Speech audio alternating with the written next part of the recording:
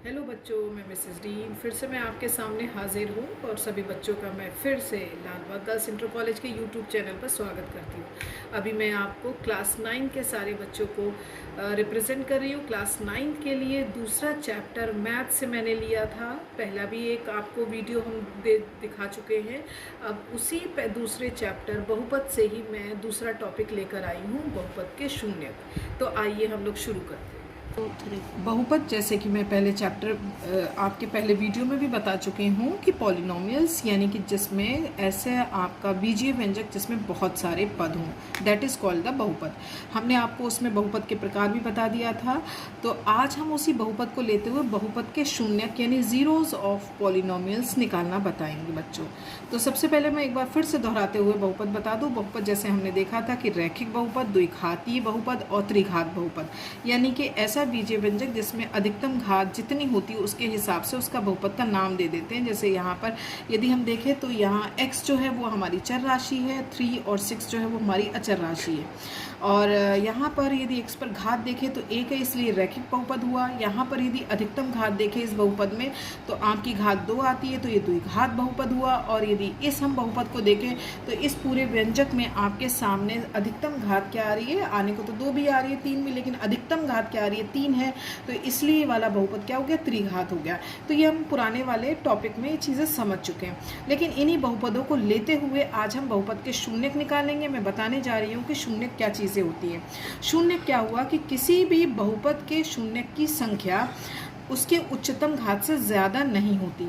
ये मैं तब बात आपको पूरी क्लियर कर पाऊंगी जब लास्ट में पूरा बताऊंगी। तो सबसे पहले आइए हम सीखें शून्यक क्या है। तो ये सबसे पहले मैंने एक आपके सामने रैखिक बहुपद लिया। रैखिक बहुपद है 3x + 6। एक एक मैं बहुपद उठाऊंगी फिर बताऊंगी।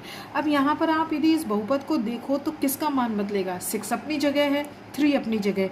ये दोनों मान नहीं बदल सकते। कौन बदलेगा, x। तो यहाँ पर x का मान बदलता रहता है। यदि हम बदलता रहता है, कुछ भी ले सकते, जैसे मेरे दिल में आया कि हम x का मान कितना ले लें, 2 ले लें।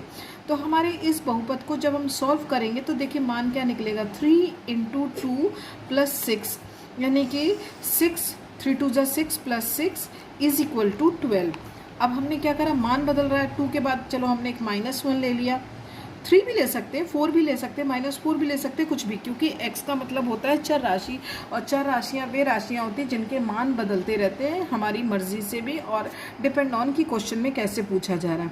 मान लीजिए x का मान हमने -1 रख लिया तो क्या हो जाएगा, 3 × -1 + 6 = 3 × 1 = 3, और माइनस का है तो माइनस हो जाएगा, +6, यानी आंसर हमें क्या मिल गया, प्लस का 3। 6 में से 3 जाएगा तो 3 बचेगा।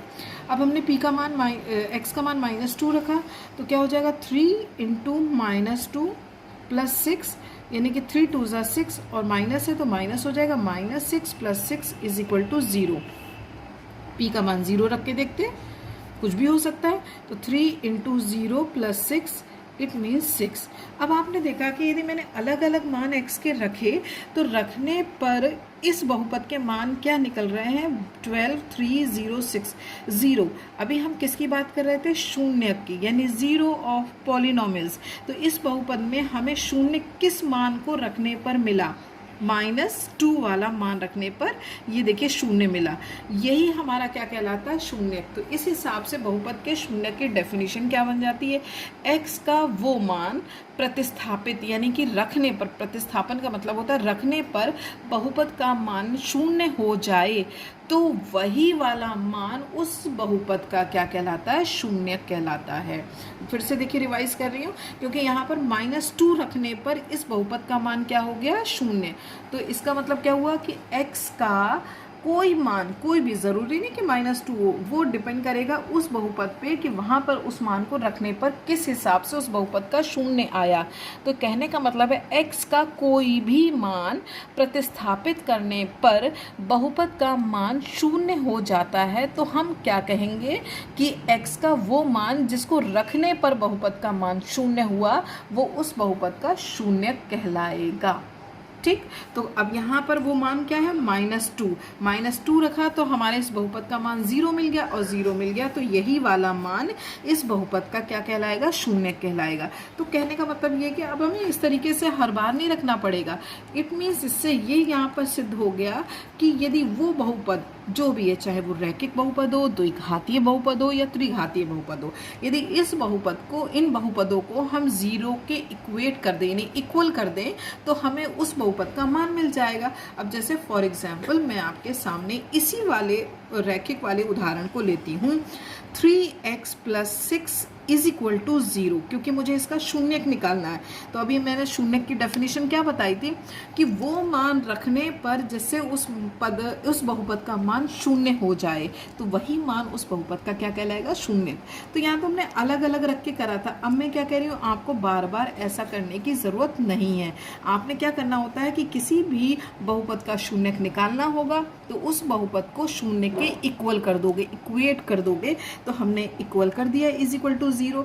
अब देन नाउ स्टार्ट करेंगे हम आपका समीकरण की तरह सॉल्व करना। +6 जब पक्षांतर होकर इधर आएगा तो -6 हो जाएगा, और जब हम x का मान निकालेंगे, चूंकि x 3 के साथ मल्टीपल फॉर्म में है, जब पक्षांतर होगा तो वो डिवाइड में हो जाएगा, -6/3, तो x = -2, क्योंकि 3 1 जा 3 and 3 2 जा 6।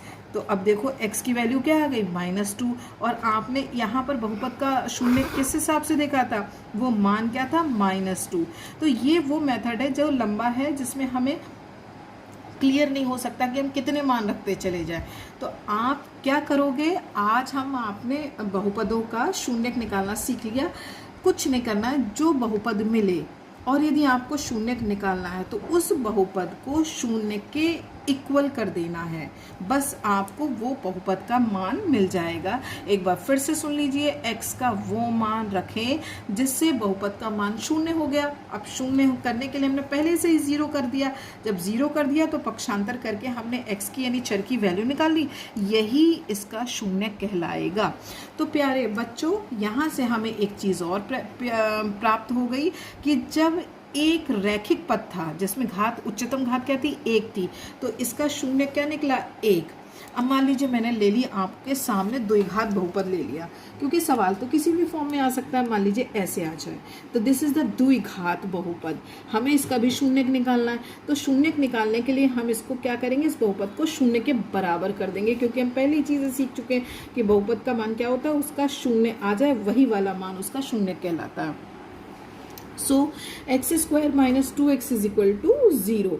अब यहाँ पर हमने दो तरीके से कर सकते हैं इसको, अभी पहले मैं बता देती हूँ। x कॉमन ले लो, तो x - 2 = 0।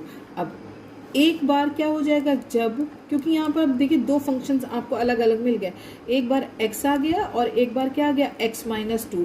तो एक बार जब x = 0 गया तो x की वैल्यू 0 हो गई, एक बार जब x - 2 = 0 हो जाएगा तो x की वैल्यू क्या मिल जाएगी, 2।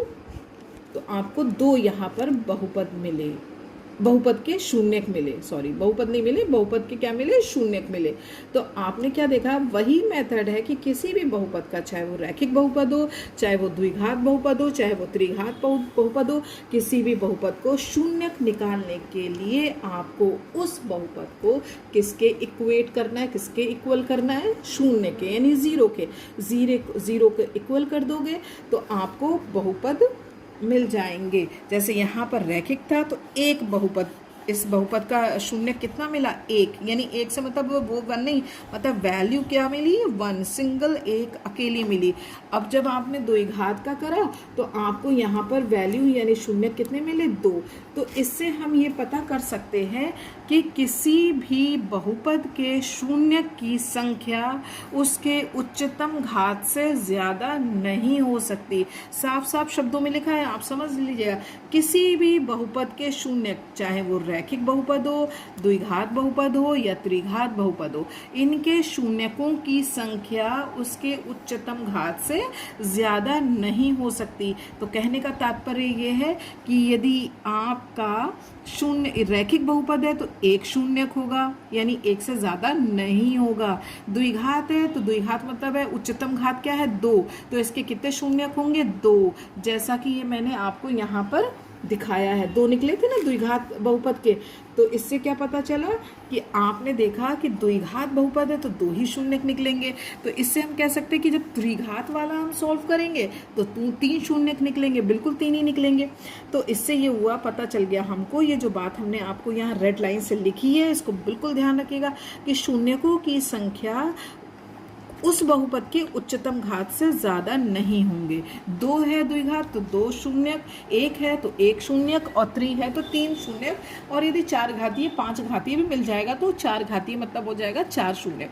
तो इस प्रकार से बच्चों हम लोग शून्यक निकाल सकते हैं। यही सिंपल तरीका है बच्चों। तो अब मैं समझ सकती हूँ आपको अच्छे समझ आ गया होगा। तो इसी समझ के साथ हम लोग एक्सरसाइज 2.2 करेंगे। तो ये एक्सरसाइज 2.2 देख लीजिए आप लोग। अच्छा बच्चों, चलते हैं। ओके, बाय बाय, टाटा, कल मिलते हैं फिर से।